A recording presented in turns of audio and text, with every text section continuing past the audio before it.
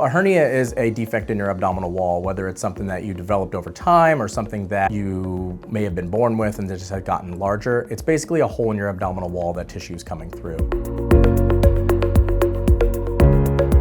The most common places that a hernia occur are down in the groin, something called an inguinal hernia, or usually at the belly button, something called an umbilical hernia. A lot of people may think that they have an outy belly button. If you do, that's most likely a hernia. Usually the symptoms of a hernia are a bulge that's coming through either in your belly button or down in your groin. A lot of times it can be painful when you cough, sneeze, or go to lift something. And when you lay down at night, a lot of times it goes away because you take the pressure off and so it kind of goes back in, but that's not always the case. If you do have a bulge and you have pain in your groin or your belly button, those can sometimes be indicative of a hernia. The role of the general surgeon is to fix that hole and make sure that tissue is no longer going through that.